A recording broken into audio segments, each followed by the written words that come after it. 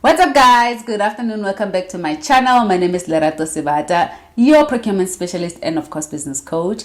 In today's video, guys, I wanted to talk a little bit about some of the things that we do to frustrate the business funders because they really want to give us the money, but not till we contribute to these problems. So I have some of the top 3, but I think I'll mention 5 must-haves that which the business funder and investors are not willing to settle for if we do not give them what they want.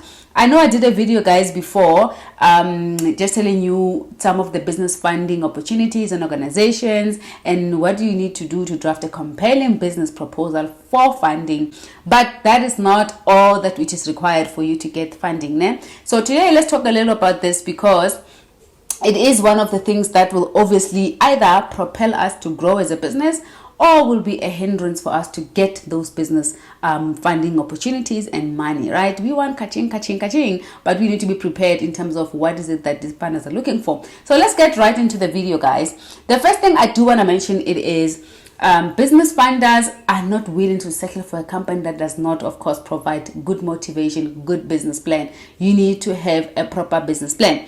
Please go back to the video. I spoke about how to write a compelling business plan. There are, important steps that you cannot miss. What I will mention though on this point is that in your business plan, remember to highlight what is your impact assessment or impact analysis.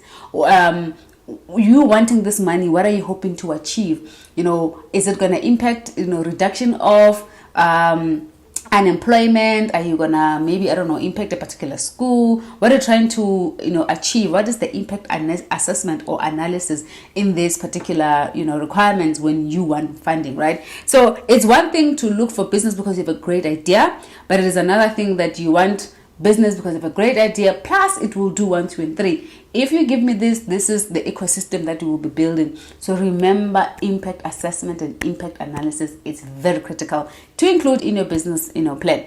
Remember, guys, this is one of the critical things you need to mention in your business plans for the funders to say, we've got you. So number 2, what investors are not willing to settle for, it is you not being able to provide your financial statements, your management accounts, your bank statements.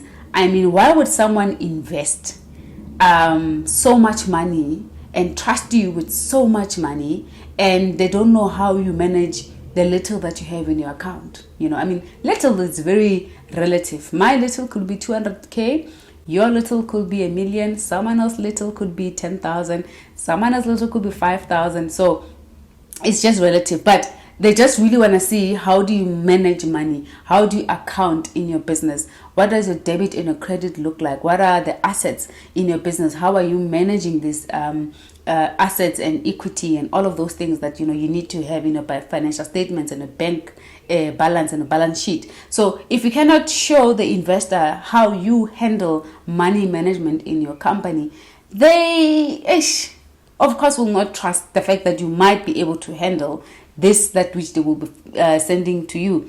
And remember, guys, PO funders and some of the invoicing, these organizations pay directly to your suppliers, right?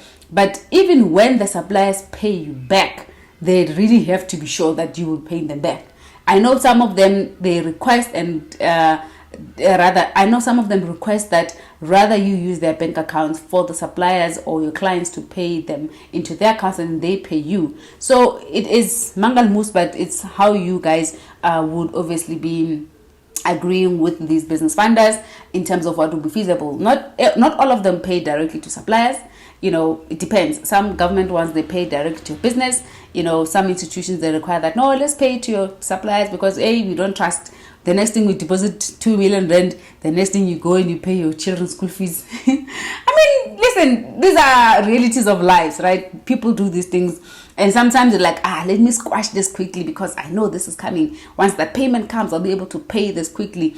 Or, oh my God, I'm late with these levies and this and that. I'm going to pay this quickly and then I'll move money around and then, yay, you get surprises. So, this is some of the reasons why business funders need you to be managing and accounting for your finances, guys. You cannot afford to not show what does your bank balance and your balance sheet look like, right? So let me move right along. The third point I really wanted to mention on this point is the issue of scalability and growth potential. So as a business, of course, every business exists to make money, right? That's just the fundamental bottom line reason. You all open businesses to make money, to make profit. Okay, this is just simple business management 101, right? Fundamental. However, while you are making money, what is your intention to grow as a business? What is your plan to scale as a business? What is your plan to go, to other markets, to buy or include other product lines, depending what type of business obviously you're offering. So basically, if you cannot also indicate to the funder your plans of growth, then you're almost limited in terms of your thinking as a businessman or businesswoman, right? So it is one of the things that, of course, that will say, yes, this person is clear on where they want to go. This is their forecast, sales forecast, growth plan forecast, scalable, method and models. I want to buy 6 cars. If you're probably handling maybe a fleet business, you might say, okay, I have 1, I want to buy another vehicle because I want to do this, and then in year 2 I want to buy 3 vehicles. You gotta include these things. So if they don't see your journey and your roadmap, it does become a little bit tricky, for them to say, okay, we can look at this application. You know what I mean? So include that. Third point, it is experience and capable management team. So other business organizations or business funders requires that you include your CV as a business owner or entrepreneur and a businessman. So when you include a CV, you must also attach CVs of your other directors or other parts of or other people that are invested in the business, your team. So the reasons why they need this is to ensure that you have the required skills to run this particular business, or this person that is appointed for this role, they are qualified to be handling this type of responsibilities, right? Failure for you to produce this type of CVs and qualifications, then you're obviously limiting yourself. Not everyone that opens a business is qualified, and that those are not the requirements of opening a business. But if you will be looking for funding and they need you to attach a CV, either your experience must speak volume, so that they'll be able to trust that you're able to run this particular part of the business and you're able to take this somewhere, or you really are qualified. You're not going to be talking gibberish to people, So then you become a trusted partner that they can put their money in there. And guys, when you look at it this way, one of the things that my mentor tells me is that there is no funder that is willing to leave money on the table if you have a clear business plan, right? Any good business model will sell itself. No funder will leave money on the table. So if yours, they need this, they need that, they need that, it's sellable on its own, right? So once you have defined what does your business model look like, what does your value proposition look like, it is so attractive. You have a team, you have, experience in this thing. Yeah, okay, but we can definitely work with this person. So, and remember, another thing with how investors and funders work is they will classify your business to say, are you low risk or low, medium risk, low, high risk, or medium risk, medium low. There's brackets on how, each business is classified from a risk model perspective. If you are a low risk, everything is low, they'll definitely fund you and maybe even give you a lower interest rate to pay, right? Or interest to pay. And then if you are high risk or high medium risk of a business, then that means they need to attach a couple of things, like isn't those good to go assurance or assurity, or maybe an surety, yes, or you obviously pay then more interest because it's too risky. Some businesses are riskier than other businesses. Taxi industry is very risky. Yeah?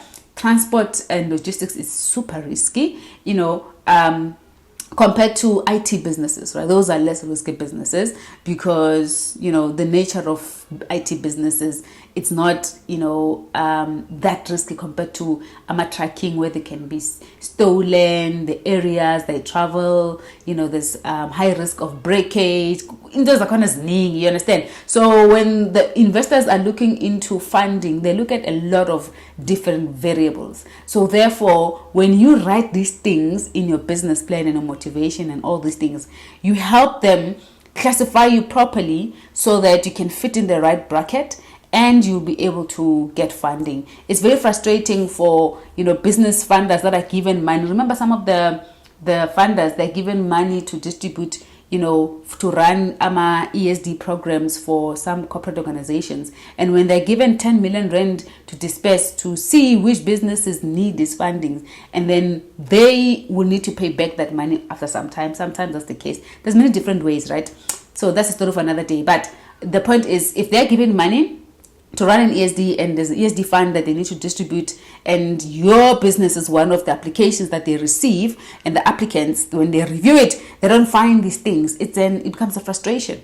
So that's why then you feel a good time, why mine is not being taken serious, blah blah blah blah blah blah blah.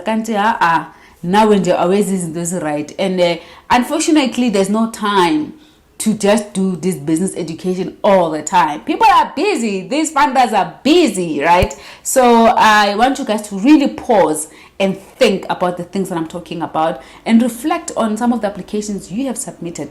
Do you have these things there now? So I'm so sorry about the noise here, Moto. Anyway, all right, moving right along. I have another reason here, which I really think it is critical and very important. This is proposed budget showing costs. So each and every application, whether the client mentions it, meaning the investors, right, or the funders, or does not include in their requirements, you as an applicant need to include this. Your projections, guys, you need to mention what is your budget. So in essence, while you say, okay, fine, I need this because this is my plan, and if your budget is not that clear, in terms of how you're going to be splitting that money, then it becomes difficult for the funder to say, okay, right? I need you to be very clear about your budget. If you don't know how to do budgeting or financial modeling for that matter, to be even more fancier, you need to maybe include scenarios, right? Market scenarios or models. Let's call it financial models or financial scenarios. Actually, that's the right terminology. So financial modeling and scenarios is, if this happens, this is what I will need.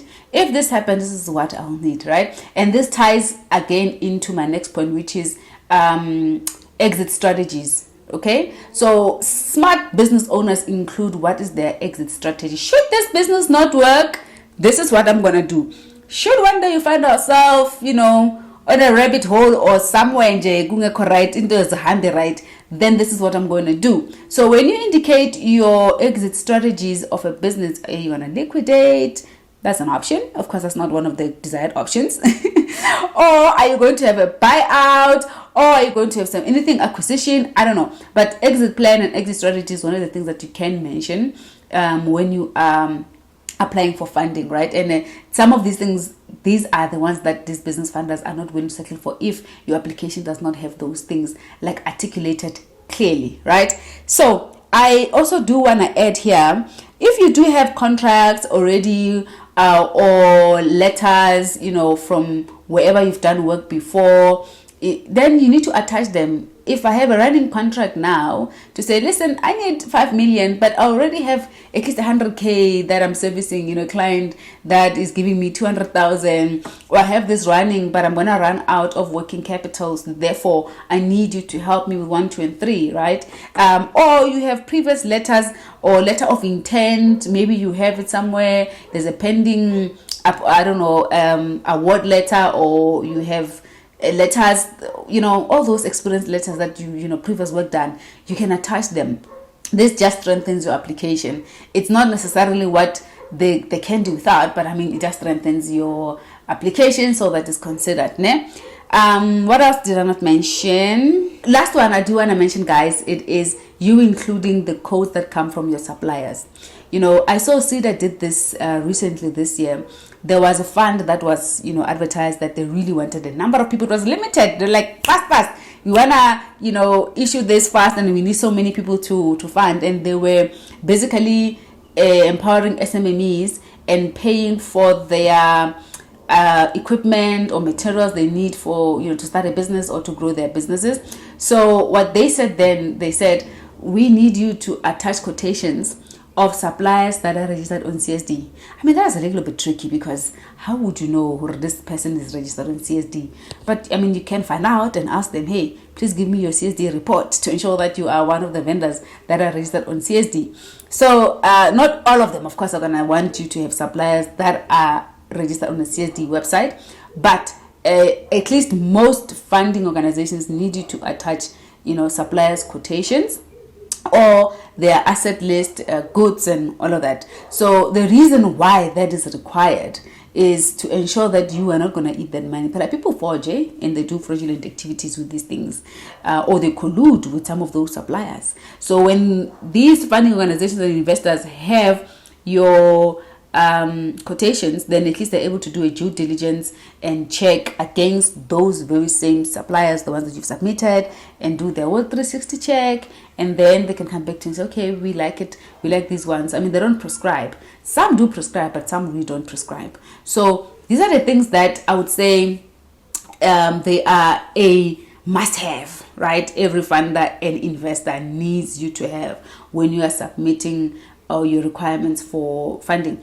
What is so tricky now that I've noticed these days is that some people that I help, guys, they would decide, Lerato, I have this order, 300K, or I have these, pending POs, I need someone to fund me.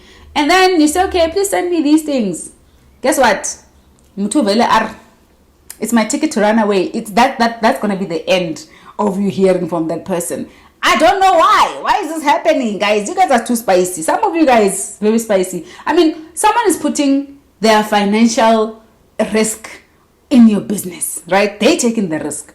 If this thing does not work out, who loses? It depends, obviously, how they recover the money. But Oxalayo, the immediate loss goes to who? The investor and the funder. So you must have these requirements. So it's so sad to see people when they come to your office and say, hey, I need funding, I have this, I have that, I have that. They manage to say, okay, send me these requirements. I mean, it's a long list, I don't know if you can see. It is definitely a long list. Mara, any long list is all. Guys, it's worth it. Some of these things you must have them already. In business then, you must have it already. Financial statements, you must have them already. You can't just refine here and there depending on which client wants what or which investor wants what. But some of these things I've mentioned today, we should have them. So I just wanted to highlight these must-haves, and we fail some of the investors because ngati we're not prepared or we don't look serious. So I want you guys to be very serious about your business, and I want the people that are also help or make sure that I give them access to those opportunities. They are well prepared and like alright, man, like well cooked. And I want that for us. This year, I want us to win. Okay, let me know if this video did help you. And I would appreciate it if you can, subscribe to my channel, comment down below, and like this video, share with your friends, share with those who are in business, and follow me on all my social media platforms, Lerato Sebata. And yeah, I'll see you guys on the next video. I hope this helped you. This is not, of course, the entire list, but these are the must-haves. Okay.